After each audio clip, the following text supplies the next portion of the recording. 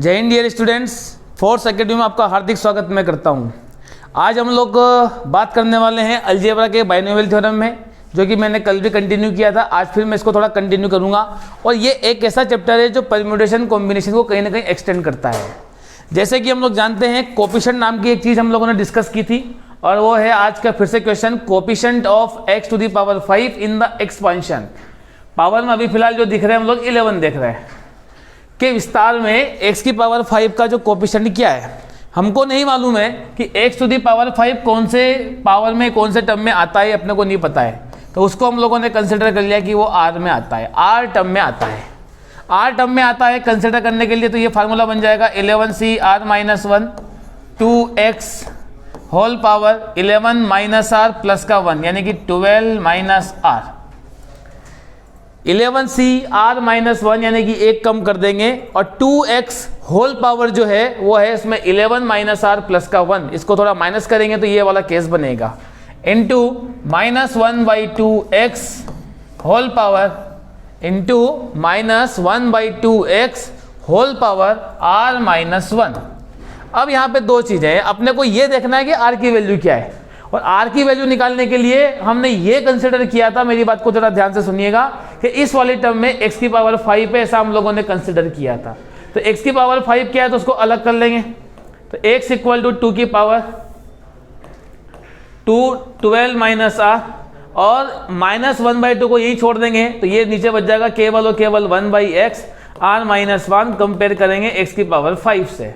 हमको ये देखना है कि 1/x जो है वो x की पावर माइनस 1 जैसा होना चाहिए। बेस सेम है तो पावर क्या होगी, ऐड हो जाएगी, 1/x हो जाएगा, 1/x हो जाएगा minus r plus 1 equal to में x to the power 5। Base same है तो पावर ऐड हुई तो नीचे 1/x था, ऊपर जाएगा x की पावर माइनस r प्लस का 1 हो जाएगा। और इसको थोड़ा सिंप्लीफाई और करेंगे तो ये हो जाएगा 13 माइनस 5 इक्वल टू में 2r, यानी कि 13 में से 5 जाएगा तो 8 इक्वल टू में 2r, r इक्वल टू में बनेगा हमारे लिए 4। r की जो वैल्यू है वो आई 4, यानी कि ये जो कोफिशिएंट है वो कहीं ना कहीं फोर्थ टर्म में है। फोर्थ टर्म में कोफिशिएंट है वो अपने को वही बताना है। तो 11c 4 में से 1 जाएगा तो 3 2। अब आप बोलेंगे सर x को लिखेंगे क्या, बिल्कुल नहीं, क्योंकि x तो ऑलरेडी 5 आएगा सही, तो सिर्फ अपने को कोफिशिएंट चाहिए। 12 माइनस का r यानी कि 8 माइनस का 1/2 होल पावर r में से 1 जाएगा तो 3। अब यहाँ पर एक दिक्कत है, यदि नन ऑफ दिस आंसर नहीं होता और इसकी जगह कोई पॉजिटिव वैल्यू होती तो हम लोग इसके ऊपर टिक कर देते हैं, क्योंकि -1 की पावर 3 जो है माइनस में आंसर आएगा, मतलब कि ये आंसर नहीं होगा, ये आंसर नहीं होगा। लेकिन नन ऑफ दिस की वजह से थोड़ा अपने को इसको क्रॉस चेक करना पड़ेगा। तो 11 फैक्टोरियल डिवाइडेड बाई 11 में से 3 जाएगा तो 8 फैक्टोरियल 3 फैक्टोरियल 2 की पावर 8, 2 की पावर 8 यानी कि 16 इंटू 16 डिवाइडेड बाई माइनस तो बाहर रह गया है 2 की पावर 3 यानी कि 8, 8 2 जा 16। थोड़ा और सिंप्लीफाई करेंगे 11 10 9 8 से कैंसिल डिवाइडेड बाई 6 इंटू 32, 32 कैसे कैंसिल होगा तो ये है 2 इंटू 3, तो 2 से जाएगा 16 और ये हो जाएगा 3 3 जा 9, तो ये जाएगा 16 3 48 माइनस का 11 इंटू 30 इंटू 16, तो इसका मल्टीप्लाई करेंगे अल्टीमेटली 0। तो ये कहीं ना कहीं हमारे सामने जो है वो नन ऑफ दिस के फॉर्म में आंसर बनेगा, क्योंकि यहाँ पे 6 4 नहीं आ रहा है। इसलिए कहीं ना कहीं आपको ये देखना है कि वैल्यू निकालते वक्त अपने को थोड़ा कैलकुलेशन जो है वो ध्यान से करना है और फाइनली अपने को कहाँ पहुँचना है ये अपने को देखना है। आगे डिस्कस करें थोड़ा और हम लोग यहाँ पर, in the expansion of a/x plus b/x whole power 12। थोड़े यहाँ पर a और b है, स्टूडेंट थोड़ा ध्यान दीजिएगा, लेकिन बहुत अच्छा क्वेश्चन है कि चारों आंसर में a और b की कुछ ना कुछ पावर है। इस क्वेश्चन में एक बहुत मजेदार कंसेप्ट है, आप देखना क्या है कि विस्तार में x to the power minus का 10 का गुणांक क्या है, coefficient of x to the power 10, ये आज अपने को देखना है। हमने कंसिडर किया भैया वो r टर्म में है, चलो मान लिया आपकी बात, 12c r minus 1 a/x 12 minus r plus 1 यानी कि 13 माइनस का r b/x whole power r minus 1। अब यहाँ पर ये देखिएगा कि a और b दोनों की जो पावर है वो कितनी होनी चाहिए, 12 होनी चाहिए। तो ये 12 होनी चाहिए, तो यहाँ पे तो b है ही नहीं, मतलब कि गलत। और यहाँ पर भी a और b 22 हो जाएंगे, a और b की पावर ये भी गलत। इन दोनों का जो सम है कहीं ना कहीं 1 होगा, यानी कि बी और सी में से एक आंसर होगा। देखते हैं क्या होगा। आर की वैल्यू निकालते हैं सबसे पहले तो हम लोग। तो आर की वैल्यू निकालने के लिए 1/x whole power 13 minus are, और यहाँ हो जाएगा x whole power r minus 1 equal to में कंपेयर करेंगे x की पावर माइनस 10 से। 1/x ऊपर जाएगा तो x की पावर माइनस का 13 प्लस का r, ये x तो ऑलरेडी यहीं पर है, r माइनस 1 इक्वल टू में x की power minus 10। Minus 13 minus 1 minus का 14 प्लस का 10 इक्वल टू में माइनस का 2r, तो r इक्वल टू मिलेगा आपको 2, क्योंकि माइनस का 4 आएगा, उधर से माइनस का है तो r इक्वल टू में 2 मिल जाएगा। r इक्वल टू में 2 मिलेगा तो 12c 2 माइनस का 1 यानी कि 1, a 13 माइनस का 2 यानी कि 11, b की पावर हो जाएगी 1, a की पावर 11, b की पावर 1, a की पावर 11, b की पावर 1, c जो है वो करेक्ट आंसर होगा आप लोगों के लिए, क्योंकि 12c1 ऑल्सो 12। इस प्रकार की बेसिक चीज़ें हमारे सामने आती है और हम लोग सिस्टम से चलते हैं, एकदम स्टेप बाय स्टेप चलते हैं। कुछ भी भागने वाला काम नहीं है, दौड़ने वाला काम नहीं है, बहुत आसानी के साथ में काम हम लोग सोल्व कर सकते हैं। तो मुझे लगता है कि आपको कोई दिक्कत नहीं होनी चाहिए यहाँ तक। तो middle term in the expansion, middle term, तो मिडिल टर्म कैसे आइडेंटिफाई करेंगे? तो आप देखेंगे सबसे पहले पावर में कितना है, 14 है। सबसे पहले आप देखेंगे पावर में कितना है, 14 है। तो टोटल टर्म कितनी होगी इसमें, टोटल टर्म कितना होगा इसमें, 14 और 1 15 हो जाएगा। 15 में 2 का डिवाइड होगा क्या, नहीं होगा, तो +1 करेंगे तो ये हो जाएगा 8 टर्म। 8 टर्म जो है वो इसकी मिडिल टर्म है। 8 टर्म जो है इसकी मिडिल टर्म है, ये हम लोगों ने आइडेंटिफाई कर लिया। अब 8 टर्म यदि इसकी मिडिल टर्म है तो हम लोग कैसे आइडेंटिफाई करेंगे, तो T8 equal to middle term यानी कि 8, तो ये बन जाएगा 14C7, 1 कम हो जाएगा, 1 टू दी पावर 14 में से 7 जाएगा, 7 ही बचेगा, minus x² divided by 2 whole power कितना मिल जाएगा अपने को, 7 मिल जाएगा। अब आप यहाँ पे मजेदार बात है, कोई नन ऑफ दिस से थोड़ी प्रॉब्लम क्रिएट कर दी है, लेकिन आप देखेंगे कोई बात नहीं, x की पावर 14 यहाँ भी है, यहाँ भी है, यहाँ भी अपना x की पावर 14 आ रहा है। लेकिन एक मजेदार बात देखिए आप लोग कि माइनस की जो पावर है वो 7 है, यानी कि माइनस में आंसर आएगा, यानी कि ये नहीं होगा, ये नहीं होगा।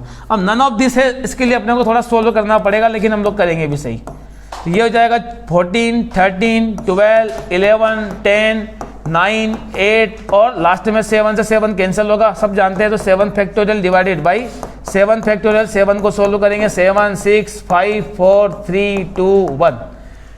इतना माइनर कैलकुलेशन हमारा होना चाहिए, तो भैया मजा भी इसी में ही आएगा। और ये माइनस को मैंने बाहर शिफ्ट कर दिया, 1 की पावर कुछ भी हो 1 ही आएगा। 2 की पावर 7 जो है वो 128 होता है, सब लोग जानते हैं। 2 की पावर 5 32, 6 64 और 7 हो जाएगा 128। कैंसलेशन यहाँ पर बहुत मायने रखता है और मज़ा भी आएगा आप लोगों को, ऐसा नहीं है। फैक्टोरियल 7 से 7 कैंसिल, उसके बाद में आप यहाँ पर देख सकते हैं क्या से क्या कैंसिल होगा, तो 7 से 14 होगा तो 2 बचेगा, ये 2 से 2 कैंसिल हो जाएगा, 6 से 12 जाएगा तो 2, फिर 5 से आपका 10 चले जाएगा यानी कि 2, ये 2 2 जा 4, ये कैंसिल हो गया। उसके बाद में और कुछ बच रहा है, 3 से 9 जाएगा तो 3, और यहाँ पर फिर 3 से 3 गया और कुछ बच रहा है, देख लो 13 बच रहा है, 11 बच रहा है, 8 बच रहा है। तो ये 8 जो है वो 8 1 जा 8, 8 6 जा 8 1 जा 8, 4 बचेगा 48, 8 6 जा 48। नीचे क्या बचा, अल्टीमेटली सब कुछ कटने के बाद में केवल और केवल 16। ऊपर क्या बचा लिखते थे, माइनस बचा 13 इंटू 11 इंटू 3 डिवाइडेड बाई 16। जरा देखिएगा जरा, 3 1 जा 3 यानी कि बी ही करेक्ट आंसर है, कोई दिक्कत नहीं है। ये मल्टीप्लिकेशन, कैलकुलेशन, सिंप्लीफाई फॉर्म जो है ये मैंने अपने हिसाब से करा, आप अपने हिसाब से भी कर सकते हैं, कोई दिक्कत नहीं होगा। आप अपने हिसाब से भी कैलकुलेशन कर सकते हैं, इसमें किसी को किसी भी प्रकार की कोई दिक्कत नहीं आनी चाहिए और आएगी भी नहीं। आपको केवल और केवल ये समझना है कि कैलकुलेशन हम लोग किस लेवल में जा रहे हैं और किस लेवल पे कर रहे हैं। तो होप सो आपको ये आंसर क्लियर हो गया होगा। 9 term in the expansion, 9 term in the expansion of 3x square minus 2 by x cube, 9 term in the expansion of independent of x। ये क्वेश्चन बहुत पॉपुलर है, मतलब 9 टर्म आपको फाइंड करनी है, वहां तक ठीक है, लेकिन आपको ऊपर वाला n नहीं दिया हुआ है, कोई बात नहीं, निकाल लेंगे हम लोग। NC8 a कितना है, तो आप बोलेंगे sir 3x square whole power n minus 8 होगा, बिल्कुल होगा। Minus 2 by x cube whole power कितना होगा, तो बोले 8 होगा। अब इसमें x नहीं आना चाहिए, x नहीं आना चाहिए, उसकी पहचान क्या है, तो इसको अलग अलग कर दो बिल्कुल x को, तो तो ये हो जाएगा n माइनस 8 और नीचे हो जाएगा x की पावर माइनस का 8 3 24। कंपेयर करेंगे x की पावर 0 से। कंपेयर x की पावर 0 से क्यों किया? पहला क्वेश्चन इसलिए किया क्योंकि इंडिपेंडेंट ऑफ x बोला है, यानी कि x टू द पावर 0, और ये x की पावर 2 इंटू n माइनस 8 और हो जाएगा 1/x³ यानी कि 8 3 24 ऊपर जाएगा। तो कंपेयर करेंगे तो ये हो जाएगा 2n माइनस का 8 दूनी 16 माइनस का 24 इक्वल टू में 0। तो 2n इक्वल टू में 40, n इक्वल टू में कितना हो जाएगा? 20। बहुत शानदार क्वेश्चन है ये, 20 इज करेक्ट आंसर। शानदार चीज है। हमारा जजमेंट है यहाँ पे कि इंडिपेंडेंट ऑफ x यानी कि x की वैल्यू 0, x की वैल्यू 0 यानी कि उसमें x नहीं आना चाहिए। तो x नहीं आना चाहिए तो x इक्वल टू 0 नहीं, x टू दी पावर 0, तभी 1 बनेगा। और हम लोगों ने इसको सेपरेट किया, अलग किया, आपके सामने आंसर है। हर प्रकार से क्वेश्चन आप बना सकते हैं, कोई दिक्कत नहीं होती है इसमें भी। फिर थोड़ा आगे चलें। In the expansion of x to the power 5 plus 1/x whole power 6 the term independent of x, फिर से वापस आ गया, आने दो। कौन सी टर्म जो है वो इंडिपेंडेंट ऑफ x है? इस बार r निकालना है। माना कि वो r टर्म है, लेट अस कंसीडर कि r term is independent of x।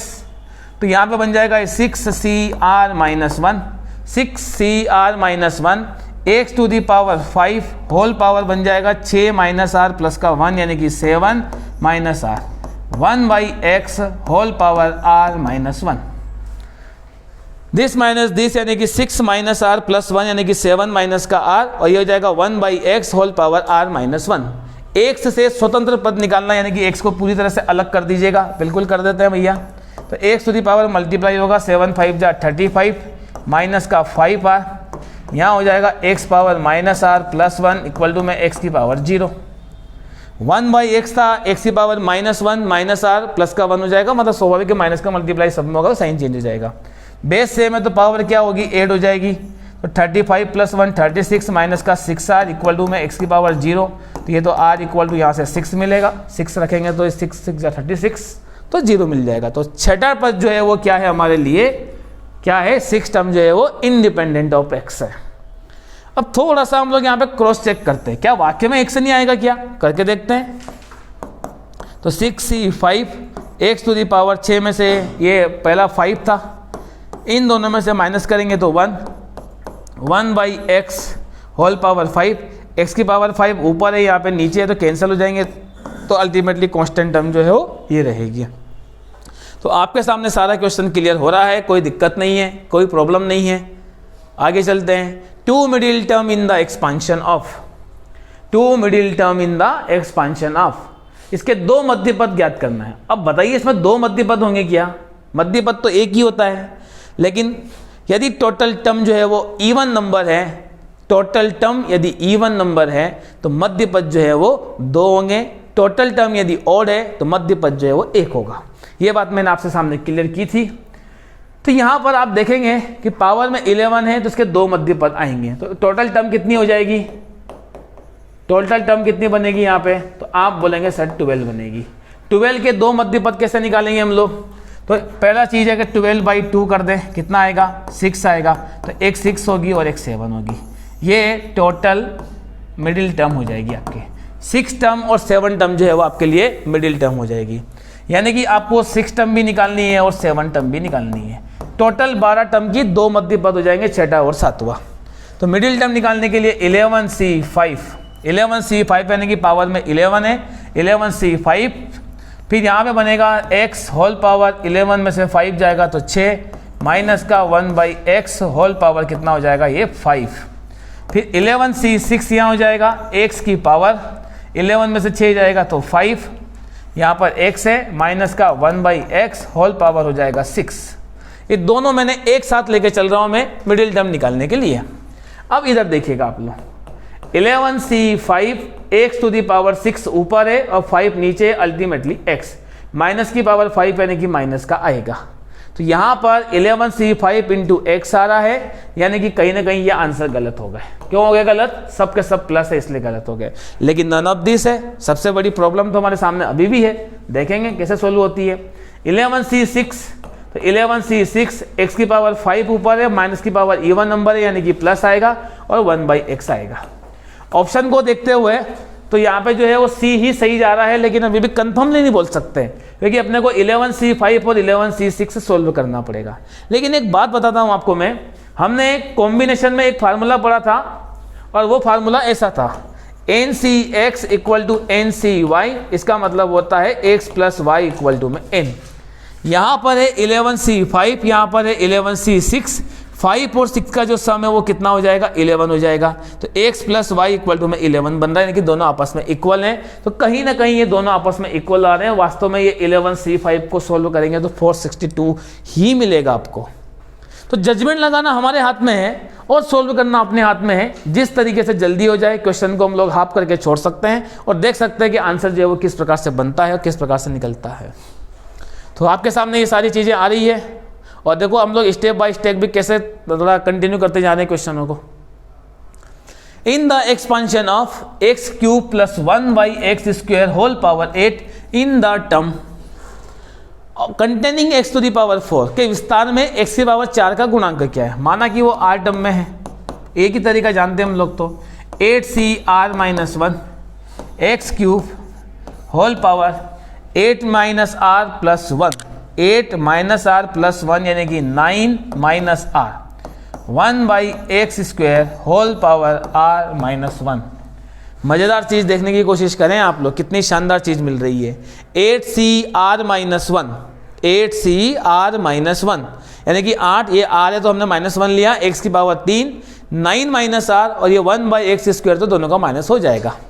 फिर इसमें एक काम कीजिए आप लोग, और वो कौन सा काम करेंगे आप लोग कि x की पावर को 4 से कंपेयर कीजिएगा। तो x को अलग कर लीजिएगा, तो x टू दी पावर 9 3 जा 27 माइनस का 3r, ये x² नीचे है तो ऊपर जाएगा तो माइनस का 2 और ऊपर हो जाएगा r-1 इक्वल टू में x की पावर 4। बेस सेम है तो पावर क्या हो जाएगी 8 हो जाएगी, 27 माइनस का 3r माइनस का 2r प्लस का 2 इक्वल टू में 4। 27 प्लस का 2 यानी कि 29 माइनस 4 इक्वल टू में 5r, तो r इक्वल टू मिलेगा अपने को 5 r बराबर कितना मिल जाएगा 5 मिल जाएगा।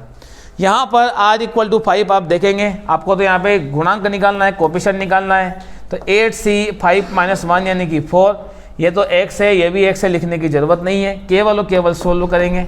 तो 8 7 6 5 4 factorial divided by 4 factorial 4 factorial, 4 से 4 जाएगा, 4 फैक्टोरियल का मतलब होता है 24, 6 चौक 24, 4 दूनी 8, 7 दूनी 14, 14 पंजे 70, 70 इंटू 5 आप करेंगे यहाँ पे, तो ये कहीं ना कहीं कैलकुलेशन में आपको मिल जाएगा।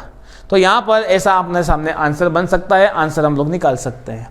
डियर स्टूडेंट्स, कहीं ना कहीं जो फंडा बनता है हमारे सामने, वो वैल्यू निकालते वक्त अपने को ये देखना है कि कैलकुलेशन हम लोग कैसे करते हैं कैसे नहीं करते हैं। 16 टर्म के विस्तार में, 16 term just we have to find 16 term in the expansion of 16 term in the expansion of √x minus √y whole power 17। 16 term इसमें फाइंड करनी है डियर स्टूडेंट। 16 टर्म फाइंड करने के लिए T16 तो लिखते ही आए हैं हम लोग। फिर यहाँ पर हो जाएगा 17c15 √x होल पावर 17 में से 15 जाएगा यानी कि 2 minus √y √x whole power 2 minus √y whole power 15। ऐसा आप इसको जरूर लिख सकते हैं। ये अपना सोल्व करने का अपना एक तरीका होता है कि किस तरीके से अपन क्वेश्चन को सोल्व कर रहे हैं, किस तरीके से हम लोग सोल्व नहीं कर रहे हैं। फिर आगे आप देखेंगे 17c15 √x की पावर 2 यानी कि x माइनस 1 की पावर 15 यानी कि माइनस √y की पावर हो जाएगी 1/2, तो इंटू में कर देंगे y की पावर 15/2। तो 17c5। अब एक मज़ेदार बात देखने की है, क्या अपने को इसको सोल्व करने की ज़रूरत है क्या आपको इसको सोल्व करने की ज़रूरत है क्या? तो आप बोलेंगे सर ज़रूरत तो नहीं है। क्यों नहीं है? माइनस आ रहा है यानी कि ये आंसर नहीं है, ये आंसर नहीं है। अब दो आंसर आ रहे हैं माइनस के, तो अपने को चाहिए x की पावर 1, बिल्कुल x की पावर 1 दिख गई है। यहाँ पर है y की पावर 15/2, वहाँ पर है y की पावर 2, तो 15/2 आपका आंसर में दिख रहा है, यानी कि C जो है वो करेक्ट आंसर है, यानी कि आपके लिए सामने आंसर आ जाएगा। क्लियर है? इस प्रकार की चीज़ आपके सामने यहाँ पर बन सकती है, यहाँ पर आ सकती है। कहीं ना कहीं कैलकुलेशन करना हमारे हाथ में है और हमारे पास है कि हम लोग कैसे कैलकुलेशन करते हैं। The term independent of y in the expansion, independent of y, अभी तक इंडिपेंडेंट ऑफ x था, इस बार y आ गया, इसमें कोई दिक्कत नहीं है कि इंडिपेंडेंट ऑफ x यानी कि इंडिपेंडेंट ऑफ y क्या होगा। तो यहाँ पर T R independent of y यानी कि 9cr minus 1, 9cr minus 1 y to the power minus 1/6 whole power 9 minus r plus का 1 यानी कि 10 माइनस आर माइनस वाई की power 1/3 whole power r minus 1। इतना कैलकुलेशन तो आप कर सकते हैं, आ सकता है, इसमें कोई दिक्कत नहीं होगी।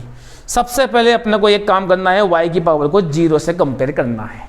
तो सारे y को एक तरफ ले लीजिएगा, तो y की पावर अलग अलग लेंगे तो ये 1/6 का मल्टीप्लाई होगा इसमें, तो माइनस का 10/6 माइनस माइनस प्लस r/6 1/3 इसके साथ में मल्टीप्लाई होगा तो ये हो जाएगा r/3 माइनस का 1/3 होल पावर में y इक्वल टू 0। ये एक चीज़ आपकी यहाँ पर आ सकती है। अब यहाँ पे देखिए सब जगह 3 आपको दिख रहा होगा, तो यहाँ पर आपको कैसे करना है कैलकुलेशन वो भी समझा देता हूँ मैं। बेस से मैं तो पावर ऐड हो गई, पावर ऐड हो गई, यहाँ पे आप 2 का मल्टीप्लाई कर दें, यहाँ पे भी 2 का मल्टीप्लाई कर दें, तो ये हो जाएगा 2r, यहाँ पे 2 का मल्टीप्लाई कर दें, यहाँ पे भी 2 का मल्टीप्लाई कर दें। ये कैलकुलेशन करने का अपना तरीका है। माइनस 10/6 माइनस का 2/6 तो ये हो जाएगा माइनस का 12/6 यानी कि 2, फिर प्लस का 2r plus r 3r divided by 6 equal to में 0। तो ये मिलेगा माइनस का 2, ये मिलेगा r/2 इक्वल टू में 0, यानी कि r/2 इक्वल टू में 2, दोनों जगह इक्वल हो जाएंगे। तो r इक्वल टू मिलेगा अपने को 4, यानी कि फोर्थ टर्म जो है वो क्या है हमारे सामने कांस्टेंट होगी इसमें कहीं ना कहीं। अब यहाँ पर एक बहुत अच्छी चीज़ मिलेगी आपको, 9c 4 में से 1 जाएगा 3, इसको लिखने की ज़रूरत नहीं है, मैं केवल माइनस यहाँ से लेना चाहता हूँ। माइनस की पावर 4 माइनस 1 यानी कि 3, यानी कि अल्टीमेटली माइनस आएगा। यानी कि आप मज़ा देखो इस क्वेश्चन में, यहाँ भी माइनस नहीं है, यहाँ भी नहीं है, यहाँ भी नहीं है, यानी कि ये करेक्ट आंसर होगा। देखते हैं कि नहीं है, तो माइनस अपनी जगह 9 फैक्टोरियल डिवाइडेड बाई 9 में से 3 जाएगा 6 और ये जाएगा 3 factorial, minus 9 into 8 into 7 into 6, 6 7 8 9 6 factorial तक लेके चलेंगे, 6 फैक्टोरियल इंटू में 3 इंटू 2, ये हो जाएगा कैंसिल, 3 3 जा 9 और 2 4 जा 8, 7 चौक 28 या 84 इस करेक्ट आंसर। बिल्कुल सही था, लेकिन एग्जाम में ये मल्टीप्लाई करने की आपको ज़रूरत नहीं है। इसलिए ज़रूरत नहीं है मल्टीप्लाई करने की क्योंकि कहीं ना कहीं क्वेश्चन में जो है वो आपको ऑलरेडी पता चल जाएगा, जजमेंट आप लगा सकते हैं। तो ये हमारे सामने एक बहुत अच्छी चीज़ आती है, बहुत बढ़िया चीज़ आती है, तो इसमें कोई दिक्कत नहीं होगी किसी भी प्रकार से। The sum of the coefficient in the expansion of, जब आप इसका एक्सपांड करेंगे तो उसके जो कोफिशिएंट आएंगे उसका योग क्या है। अब एक सोचने वाली बात यहाँ पर यह है कि पावर में 2163 है और यहाँ पर भी टोटल नंबर ऑफ टर्म 3 है। इसको यदि मैं एक्सपांड करूँगा तो बहुत सारी चीज़ें मिलेगी।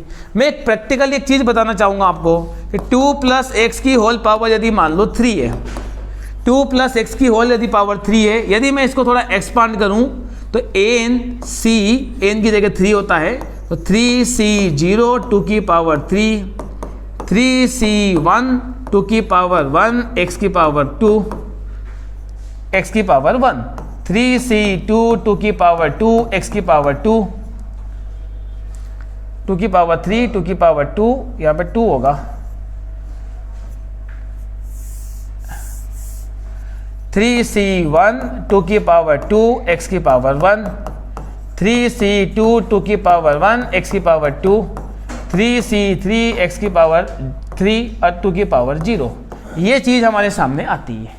यदि हमको इसमें एक्सपांड करके ये वैल्यू बनी और यदि इसमें हमको x नहीं चाहिए, केवल और केवल कोफिशिएंट चाहिए, तो आप क्या लिखेंगे इसमें 3c0 x नहीं लिखेंगे, इस x को गायब कर देंगे, एक गायब कर देंगे, गायब कर देंगे। गायब करने का मतलब क्या है, x की जगह 1 लिखना है, x की जगह 1 लिखना है जब इसमें अपने को कोफिशिएंट का सम चाहिए तब, गुणांकों का योग चाहिए तब। यदि x की जगह आपने इसमें 1 रख दिया, 1 इसमें यदि x की जगह आप लेके आ गए तो x इक्वल टू 1 रखने पर क्या ये 1 यहाँ रख सकते हैं क्या, तो 2 + 1 3, 3 की पावर 3 अल्टीमेटली इसके इक्वल में होगा। तो क्या यही काम हम लोग यहाँ कर सकते हैं क्या, क्योंकि इसका तो एक्सपांड करना भी पॉसिबल नहीं है, इसका तो एक्सपांड करना भी पॉसिबल नहीं है, तो सीधा सीधा यहाँ पे x इक्वल टू 1 रख देंगे, तो ये अल्टीमेटली सम ऑफ कोफिशिएंट होगा, यानी कि 1 + 1 माइनस का 3 होल पावर 2 163। तो 1 + 1 2, 2 माइनस का 3 यानी कि -1 होल पावर 2 163, माइनस की पावर ऑड नंबर है यानी कि -1 जो है वो करेक्ट आंसर है। ये हमारे सामने बेहतरीन कैलकुलेशन है, बेहतरीन क्वेश्चन है एग्जाम पॉइंट ऑफ व्यू से, तो इस बात का अपने को विशेष तौर पे ध्यान रखना है। आगे हम लोग और डिस्कस करें, how many terms in the expansion, how many terms in the expansion. यहाँ पे कुल पद बताने पड़ेंगे सोल्व करने के बाद, आपको ये बताना है। तो देखिए दोनों चीज सेम है, स्वाभाविक है इसकी कुछ चीजें इसके साथ में कैंसिल होगी, कैंसिल होने के बाद में कुछ चीजें ऐड होगी, कुछ कैंसिल होगी, ऐड होने के बाद में फाइनली कुछ पर्टिकुलर टर्म बचेगी। तो इसके टोटल टर्म कितनी हो जाएगी, तो आप बोलेंगे 11, इसकी कितनी हो जाएगी, तो बोले 11, दोनों को ऐड कर दो 22 टर्म होगी टोटल, 22 डिवाइडेड बाई 2, तो आप बोलेंगे सर फिर से 11 आएगी। अब 11 तो 2 से डिविजिबल नहीं है, 2 से डिविजिबल नहीं है, तो बीच में क्या था प्लस, तो यहाँ पे प्लस कर दीजिएगा 1, तो ये जाएगा 12 डिवाइडेड बाई 2 यानी कि 6, सिंप्लीफाई करेंगे 6 इसका आंसर आएगा। इन केस बीच में यदि यहाँ पे माइनस होता तो 11 - 1 करते यानी कि 10, 10 डिवाइडेड बाई 2 यानी कि 5 अपने को मिलता। तो टोटल नंबर ऑफ टर्म जो है इसकी कितनी मिलेगी, आपको 6 मिलेगी। ये हमारे सामने एक बहुत अच्छा क्वेश्चन है पूरा ये। इन the expansion the term without x, अभी तक लैंग्वेज क्या चल रही थी, इंडिपेंडेंट ऑफ एक्स, अब आ गया विदाउट एक्स। कुछ देर के बाद में आ जाएगा कांस्टेंट, मतलब एक्स नहीं होगा तो इंडिपेंडेंट ऑफ एक्स या विदाउट एक्स या आपके सामने कांस्टेंट नंबर आ जाएगा। इसमें भी नन ऑफ दी से थोड़ा ध्यान रखेंगे इस चीज़ का भी, कैलकुलेशन करते वक्त हमने कंसिडर की कि वो आर टर्म है, आर टर्म है यानी कि 9cr-1, ये हो जाएगा x³ 9 - r + 1 यानी कि 10 माइनस का r -1/3x whole power r - 1। अब कंपेयर करेंगे x की पावर 0 से, क्योंकि विदाउट x का मतलब होता है x की पावर 0 यानी कि 1 यानी कि x नहीं होना चाहिए। तो कंपेयर करेंगे तो ये क्या बन जाएगा हमारे सामने, x की पावर 3 यानी कि 30 माइनस का 3r, माइनस माइनस सबको छोड़ दीजिएगा, x की पावर हो जाएगा -r प्लस का 1 इक्वल टू में x की पावर 0। बेस सेम है तो पावर क्या हो जाएगी, ऐड हो जाएगी, तो ये हो जाएगा 30 + 1 यानी कि 31 माइनस का 4r। अब एक मज़ेदार बात अपने को ये देखना थी कि हम लोगों ने जो सेटिंग करी है कैसे करी है, हमने कंसिडर कैसे करा कि ये आर टर्म है, तो ये आर टर्म हो गया 9cr-1, r-1 यानी कि एक कम लेते हैं, x की पावर 3, यहाँ पे मैंने 10 क्यों लिखा, 9 लिखना चाहिए था, तो 9 - r, फिर यहाँ पे 1 माइनस का 1/3x होल पावर में हो जाएगा r-1। तो यहाँ पर हमारे सामने जो स्टेप बनेगी वो कैसी बनेगी कि ये हो जाएगा मल्टीप्लाई करने पर x की पावर 9 तो 27 माइनस का 3r और x की पावर -r प्लस का 1 इक्वल टू में x की पावर 0। 27 + 1 यानी कि 28 माइनस का 4r इक्वल टू में 0, r इक्वल टू कितना मिलेगा अपने को 7, यानी कि 7 टर्म ऐसे टर्म है जिसमें x नहीं आता है। तो फाइंड कर देंगे यहाँ पे 7 टर्म, तो ये हो जाएगा 9c, 7 में से 1 जाएगा यानी कि 6। ये तो कंप्लीटली x की पावर है तो लिखने की जरूरत नहीं है, केवल माइनस और कांस्टेंट लेना पड़ेगा। तो -1/3 होल पावर -1/3 होल पावर 7 में से 1 जाएगा 6, यानी कि पॉजिटिव आंसर आएगा, यानी कि ये नहीं होगा, माइनस वाला नहीं होगा। 9 फैक्टोरियल डिवाइडेड बाई 9 में से 6 जाएगा यानी कि 3 और ये जाएगा 6, माइनस की पावर 6 यानी कि 1/3 की पावर 6 यानी कि आप लिख सकते हैं 81 × 9। इसमें भी कोई दिक्कत नहीं है, 81 × 9 क्योंकि 3 की पावर 4 81। थोड़ा 9 को सोल्व करें तो 9 8 7, ये 6 गया डिवाइडेड बाई 6 इंटू 81 × 9। तो यहाँ पे आपके सामने 9 9 जा 81 कैंसिल हो जाएगा। उसके बाद में आप देखेंगे यहाँ पे 2 से जाएगा तो 2 4 जा 8, 2 3 जा 6, तो 4 7 जा 28, वैसे भी 28 आ रहा है दोनों जगह, और 9 9 जा 81 × 9 यानी कि 3 यानी 243 यानी कि सी जो है वो करेक्ट आंसर है। ये कैलकुलेशन, ये क्वेश्चन आपके सामने है। कितना बढ़िया और कितना अच्छा क्वेश्चन है आप देख सकते हैं, मज़ेदार क्वेश्चन है, कोई ऐतराज नहीं होना चाहिए, कोई दिक्कत नहीं होनी चाहिए। The number of terms in the expansion, इसके टोटल पद कितने ये बताना है। तो कई बार स्टूडेंट यहाँ पे कंफ्यूज होता है कि पावर में 8 देखी नहीं कि सीधा सीधा 9 के ऊपर टिक कर दिया। पहले भूलना मत कि ये जो है वो बाइनोमियल नहीं है, ट्राइनोमियल है। तो बाइनोमियल को ट्राइनोमियल में कन्वर्ट करना आपका और मेरा ही काम है। कैसे काम है कि इस पूरे ब्रैकेट को हम लोग क्या लिख सकते हैं, x प्लस 1/x का होल स्क्वायर लिख सकते हैं, और ये हो जाएगा पावर में 8। x प्लस 1/x का होल स्क्वायर को हम लोग लिख सकते हैं पावर में 8। तो आप देखेंगे x square plus b square plus का 2ab यानी कि 2x 1/x आ जाएगा। फिर आप आगे देखेंगे कि x प्लस 1/x की पावर 8 2 जा 16 यानी कि x plus 1/x whole power कितना हो जाएगा, 8 2 जा 16। अब बोल सकते हो आप सर इसकी कुल टर्म जो कितनी होगी, 17 होगी, यानी कि D is correct answer. x plus 1/x whole power 16 यानी कि 17 जो है वो इसका करेक्ट आंसर होगा। ये आपके सामने यहाँ पर फिर एक चीज सामने आ सकती है, number of term in the expansion. फिर ऐसे कुछ क्वेश्चन है तो ये पावर में 6 देख के 7 के ऊपर टिक नहीं कर सकते डायरेक्ट ही कि सर पावर में 6 तो एक ज़्यादा होती है, वो तो बाइनोमियल में होती है, या तो फोर्थ क्वाड्रेटिक है तो पूरा है, डबल क्वाड्रेटिक है। तो हम देखेंगे कि इसकी जगह हम लोग कुछ लिख सकते हैं, वो क्या लिख सकते हैं, 1 plus x whole power cube लिख सकते हैं। कैसे लिख सकते हैं, 6 अपनी जगह है जो है सही, 1 प्लस एक्स की होल पावर 3 लिख सकते हैं क्योंकि 1 का क्यूब 1, एक्स का cube x, 3a square b 3ab square यानी कि ये 1a plus b whole cube का फार्मूला है। फिर इनका मल्टीप्लाई हो जाएगा तो 1 प्लस एक्स होल पावर 6 3 18 यानी कि 18, ये है 18, तो 19 करेक्ट आंसर बनेगा। 7 नहीं है 19 है। पिछले वाले क्वेश्चन में भी ऐसे ही कुछ हुआ था कि उसको पहले सिंप्लीफाई अपने को करना पड़ेगा। Middle term in the expansion, middle term बतानी है अपने को एक्सपांशन में, तो इसमें भी फिर से वही क्वेश्चन वापस आ गया है। मिडिल टर्म बताने के पहले तो थोड़ा रीशफल करना पड़ेगा। तो ये क्यूबिक बन रहा है तो 1 प्लस एक्स होल पावर 3, तो ये हो जाएगा होल पावर 6। सिंप्लीफाई करेंगे 1 प्लस एक्स होल पावर 6 3 18 यानी कि 18। अब 18 बाइनोमियल में कन्वर्ट हो गया। कन्वर्ट होने के बाद में टोटल टर्म कितनी होगी, इसमें टोटल टर्म कितनी होगी, तो वो हो जाएगी 19। टोटल टर्म कितनी हो जाएगी, 19। अब 19 में आप एक ऐड कर देंगे तो ये हो जाएगा, टोटल टर्म हो जाएगी 19। मिडिल टर्म चाहिए आपको तो 19 में आपको एक ऐड करना पड़ेगा, यानी कि कितना मिलेगा आपके लिए, डिवाइडेड बाय 2 यानी कि 10 टर्म। यानी कि इसकी मिडिल टर्म कौन सी होगी, 10 टर्म होगी। मिडिल टर्म होगी इसकी 10 निकालने के लिए 18c 9, और यहाँ पे 1 है तो 1 की पावर तो वैसे भी 9 लिखना पड़ेगी, और x की पावर हो जाएगी 9, तो 18c 9 x की पावर 9। लेकिन एक मजेदार बात थी इसमें, हमसे ये पूछा था पद कौन सा है, मिडिल टर्म कौन सा है, तो अपने को केवल मिडिल टर्म बताना थी, यानी कि 9 इसका आंसर है, ये बताना था। कांस्टेंट टर्म नहीं निकालना थी, लेकिन हम लोगों ने फिर भी निकाल दी, कोई दिक्कत नहीं है, 9 टर्म इसका आंसर वैसे आ रहा है। तो ये आपके सामने यहाँ पे क्वेश्चन बना। हमने आज जो डिस्कस करा, जो आज हमने बहुत सारी बातें करी, वो बातें ये करी है कि यहाँ पे बाइनोमियल थ्योरम को हम लोग किस प्रकार से कन्वर्ट कर सकते हैं, किस प्रकार लेकर चल सकते हैं। डियर स्टूडेंट्स, यहाँ पर एक बात और आपको मैं क्लियर कर दूँ, बाइनोमियल थ्योरम कहीं ना कहीं परम्यूटेशन कॉम्बिनेशन से कनेक्टेड चैप्टर माना जाता है, क्योंकि इसमें सी काफ़ी हद तक हम लोगों ने यूज करा है परम्यूटेशन कॉम्बिनेशन का। तो इस वीडियो को आप लोगों ने देखा, इसके लिए बहुत बहुत धन्यवाद। जय हिंद, जय भारत।